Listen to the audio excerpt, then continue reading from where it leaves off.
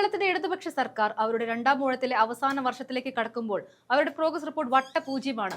ആഭ്യന്തര, ആരോഗ്യ, വിദ്യാഭ്യാസ, വനം, വന്യജീവി തുടങ്ങി പിണറായി സർക്കാരിന്റെ കീഴിലുള്ള സകല വകുപ്പുകൾക്കും പേരുദോഷം മാത്രമേ ഉള്ളൂ. ഈ വകുപ്പുകളുടെയൊക്കെ അനാസ്ഥ മൂലം രക്തസാക്ഷിയായി മാറിയിട്ടുള്ളത് ഈ പറഞ്ഞ കൊമ്പത്തിരിക്കുന്നവരല്ല, പകരം സാധാരണക്കാരായ ആളുകളാണ്. ഒടുക്കം എല്ലാ തരത്തിലും വളരെയധികം നിലപരുങ്ങലിൽ ആയ ഇടതുപക്ഷ സർക്കാർ 10ാം വർഷത്തിലേക്ക് കടക്കുമ്പോൾ ഒരു പണി ചെയ്തു. വികസന നേട്ടം എണ്ണിപ്പറഞ്ഞത് കൊണ്ട് നേട്ടം കൊയ്യാനാവില്ല എന്ന് മനസ്സിലാക്കിയത് കൊണ്ടവർ ചെയ്തത് ഭക്തജനങ്ങളെ കയ്യിലെടുക്കുക. അതിനായി പന്തല് കെട്ടി അയ്യപ്പ ഭക്തന്മാരെ ഒരുമിച്ച് കൂട്ടി.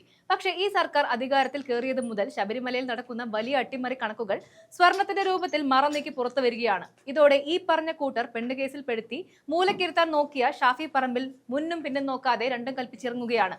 അതിന്റെ അടിസ്ഥാനത്തിൽ ഈ വരുന്ന 9-ന് വലിയ ഒരു സമരത്തിലേക്കും കോൺഗ്രസ് കടക്കുമെന്ന് ഷാഫി പറമ്പിൽ പ്രഖ്യാപിക്കുന്നുണ്ട്. അട്ടിമറി കൈയോടെ പൊക്കി സമരം പ്രഖ്യാപിച്ച ഷാഫി പറമ്പിലിനെ കാണാം. ഇത് അറിഞ്ഞുകൊണ്ട് നടന്നതാണ്. ചെമ്പാണെന്ന് പറയുന്ന ആളുകൾ നേരത്തെ വിജയമല്യാന്ന് തോന്നുന്നു നേരത്തെ ഇത് സ്വർണം പൂശിയിട്ടുള്ളത്. അങ്ങനെയാണെങ്കിൽ അപ്പൊ പൂശിയ സ്വർണത്തിന് എന്തു പറ്റി? അവിടെയുള്ള കമ്പനി പറയുന്നു ഞങ്ങൾ സ്വർണത്തുമ്മ വീണ്ടും സ്വർണം പൂശാറില്ല എന്നുള്ള രീതിയിൽ അവർ പ്രതികരിക്കുന്നു എന്ന് വാർത്തകൾ വരുന്നു. അപ്പൊ അവിടെ ചെന്നത് ചെമ്പാണോ? ഇവിടുന്ന് എടുക്കുമ്പോഴുള്ള സ്വർണം അവിടെ എത്തുമ്പോൾ ചെമ്പായതാണോ? ഇതിനൊന്നും കൃത്യമായിട്ടുള്ള ഉത്തരം പറയുന്നില്ല.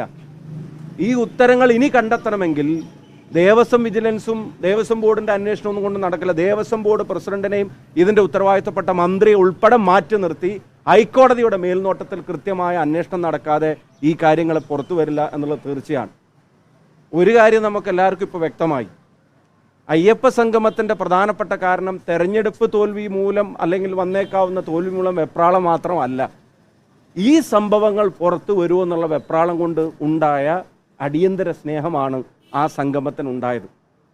അതൊരു എമർജൻസി സിറ്റുവേഷനായിട്ട് അവർ തിരിച്ചറിഞ്ഞുകൊണ്ടാണ് ഇത്രയും കാലം പറഞ്ഞതിൽ നിന്നും എടുത്ത നിലപാടിൽ നിന്നൊക്കെ വ്യത്യസ്തമായി ഞങ്ങൾ മനുഷ്യരിലേക്ക് പടരും എന്നൊക്കെ പ്രസംഗിച്ചുകൊണ്ട് നടന്നിരുന്ന ആളുകൾക്ക് ഇപ്പോൾ ഇങ്ങനെ പെട്ടെന്ന് ഒരു സംഗമം നടത്താൻ തോന്നിയത് അതൊരു അടിയന്തര സാഹചര്യമായിരുന്നുള്ളവർ തിരിച്ചറിഞ്ഞിട്ടാണ്.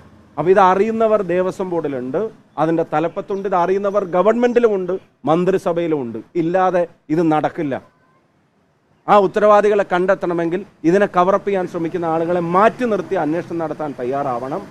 സംഗമം നടത്തി കണ്ണിൽ പൊടിയിട്ടുകൊണ്ട് ഈ തട്ടിപ്പുകളെ മറച്ചു വെക്കാൻ കഴിയില്ല എന്നുള്ളത് ഗവൺമെൻറ്റും ബന്ധപ്പെട്ട ആളുകളും തിരിച്ചറിയണം. ശക്തമായ പ്രതിഷേധങ്ങളിലേക്ക് കേരളത്തിലെ കോൺഗ്രസ് പാർട്ടി കടക്കുകയാണ്, UDF കടക്കുകയാണ്.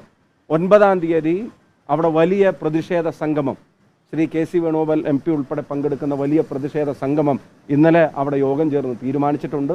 സംസ്ഥാന വ്യാപകമായി ഈ വിഷയത്തിലുള്ള പ്രതിഷേധങ്ങളും ഇതിലെ കുറ്റക്കാരെ കണ്ടെത്തി സത്യസന്ധമായിട്ടുള്ള അന്വേഷണം നടത്തി അവരെ ശിക്ഷിക്കണമെന്ന് ആവശ്യപ്പെട്ടുകൊണ്ടുള്ള പ്രതിഷേധങ്ങളും ഞങ്ങൾ നടത്തും.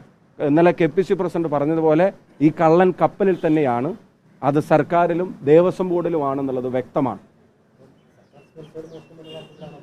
അതിൽ ഞാൻ പറഞ്ഞു സർക്കാരിൻ്റെ ദേവസ്വം ബോർഡിൻ്റെയും നിലപാടുകൾ ആ സംശയം ജനിപ്പിക്കുന്നുണ്ട്. അല്ലെങ്കിൽ ഈ പറയുന്ന ആളുടെ കയ്യിലൊക്കെ ഇത് അങ്ങനെ കൊടുത്തയക്കാവോ? അതിൻ്റെ ലോജിക്ക് എന്താ? അതിന് കൃത്യമായിട്ടൊരു നടപടിക്രമങ്ങളില്ലേ? ഞാൻ അവിടെ അറിവുള്ള ആൾക്കാരോട് ചോദിച്ചു പറഞ്ഞത് ദ്വാരപാലകന്മാരുടെ ഇതിൽ മഴയും വെയിലും ഒന്നും ഏൽക്കാത്ത സ്ഥലത്താണ് നിൽക്കുന്നത് എന്നുള്ളത്. അപ്പോൾ ഇപ്പോൾ അതിന് അങ്ങനെയാണെങ്കിൽ കാര്യമായിട്ടൊരു കേടുപാട് വരേണ്ട സമയമല്ല എന്നും ചില ആളുകൾ പറയുന്നു. അങ്ങനെ കാര്യമായിട്ട് കേടുപാട് ഇല്ലാത്തൊരു സമയത്ത് വീണ്ടും പോയി ഇത് പൂശണം എന്ന് തോന്നിയത് എന്ത് മോട്ടീവിൻ്റെ അടിസ്ഥാനത്തിലാണ് ഇന്ന് ഇതുപോലെ ഒരാളുടെ കയ്യിൽ കൊടുത്തയച്ചത്? എന്നിട്ട് അത് തിരിച്ചു കൊണ്ടുവരുമ്പോൾ അവിടുന്ന് ഇതുവരെ വഴിനീളം നടന്നിട്ട് അത് പ്രദർശിപ്പിച്ചിട്ട് അതിന് പൈസ ഉണ്ടാക്കി അതിൻ്റെ പേരിൽ പണപ്പിരിവ് നടത്താനുള്ള സാഹചര്യം കൂടെ ഒരുക്കി കൊടുക്കുക എന്ന് പറഞ്ഞാൽ ദേവസ്വം ബോർഡൊക്കെ എന്താ ചെയ്തുകൊണ്ടിരുന്നത് അവിടെ?